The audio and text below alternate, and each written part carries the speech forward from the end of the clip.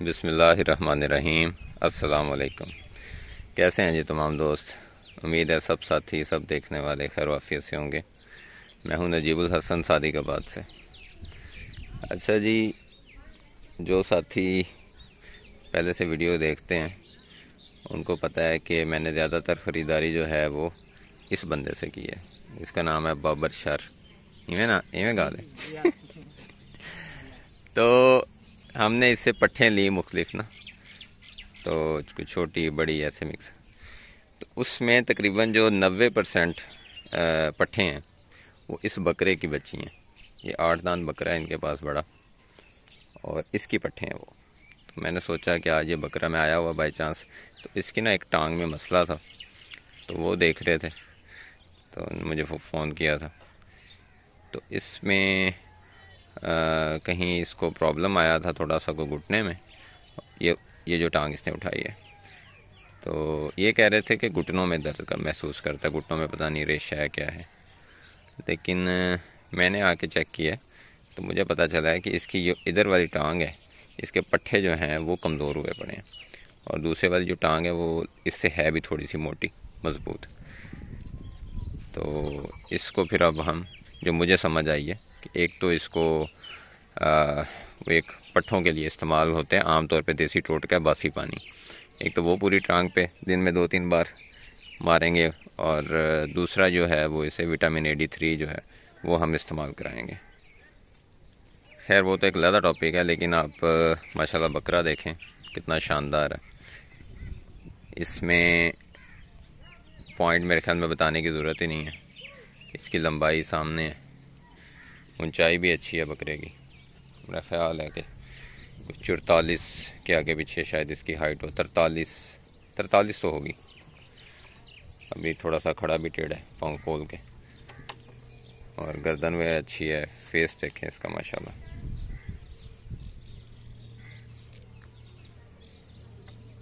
کان اچھا ہے، سینگ اچھے ہیں۔ اچھا ویسے ایک گل ہے بابر، سینگ تے اکھ تے اس چیز تو ٹیپو نمبر لے جاندہ ایویں۔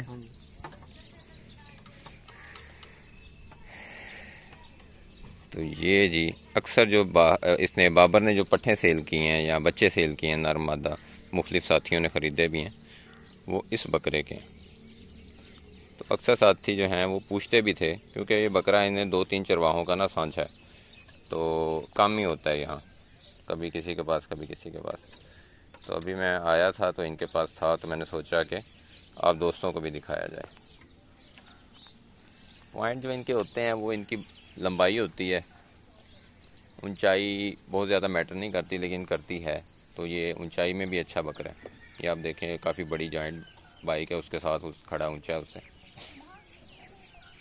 باقی اس کی جو پٹھیں آ رہی ہیں میں نے دیکھا ہے کہ ان کے ہوانے بھی اس نسل میں نا بڑا جڑا ہوا سا ہوانہ ہوتا ہے، چھوٹا سا گول سا، زیادہ لٹکے ہوئے اور بڑے بڑے تھن پسند نہیں کرتے یہ، تو اس حساب سے ٹیسٹس سے بھی تھوڑا سا آئیڈیا ہو جاتا ہے۔ اس کی میں یہ چیز دیکھ رہا تھا، یہ جو آگے سے سینہ ہوتا ہے اور جو پیٹے کی چوڑائی ہے وہ ماشاءاللہ بڑی شاندار ہے۔ یہ ان کا ریوڑ گیا ہوا تھا، صبح جو 1 گھنٹہ یہ ان کو گھمانے کے لیے لے کے جاتے ہیں، کھائیں گے یہیں آ کے، یہ دیکھیں 4 اشارے کا رینج یہیں ہے، لیکن چکر لگانے جاتا ہے لازمی، تو وہ گھوم پھر کے واپس آ گیا۔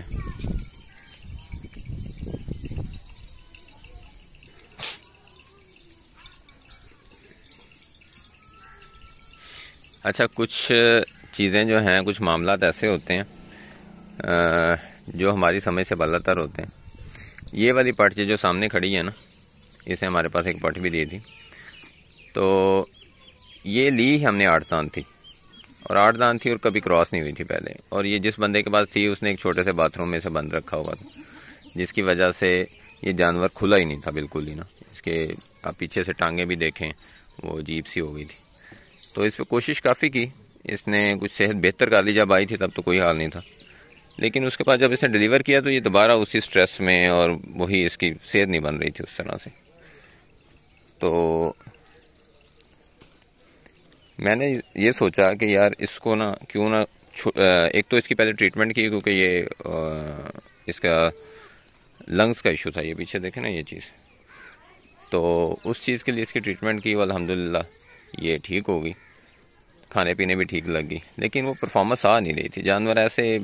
جو ہے نا وہ پریشان سا رہتا تھا۔ پھر میں نے سوچا کہ کیوں نہ اس کو ریوڑ میں چھوڑ کے دیکھا جائے، تو اس کو ریوڑ میں چھوڑا ہے، تو اس دن سے یہ بتا رہا ہے، پہلے حالانکہ وہاں تھوڑا سا دودھ تھا اس کے نیچے، تو اب یہ بتا رہا ہے کہ یہ ٹائم کا تقریباً 3 پاؤ دودھ کر گیا، ورنہ یہ نہ ہونے کے برابر اس کے نیچے دودھ تھا، تو جو وہ کھاتی تھی اس کو لگتا ہی نہیں تھا۔ اب یہ ہے کہ ذرا وہ ٹینشن فری رہتی ہے، یہاں اس کے مرضی کا ماحول ہے۔ اب اس کی مرضی کا ماحول کیوں ہے، سوال یہ ہے، تو میں اس نتیجے پہ پہنچا ہوں کہ جو بکریاں ہم بڑی لیتے ہیں، جو سمجھے 6 دانت 8 دانت ہو گئی ہیں،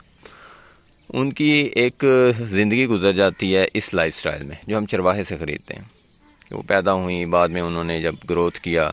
ان کو عادت پڑ گئی باہر جانے کی، گھوم پھر کے کھانے کی، تھوڑا سا ادھر سے کھا لیا، پھر ہرا کھانے کی خاص طور پہ، تو جس وقت ہم اس کو لے کے جاتے ہیں نا کلوز فارمنگ پہ، اور خاص طور پہ ڈرائی میٹر پہ،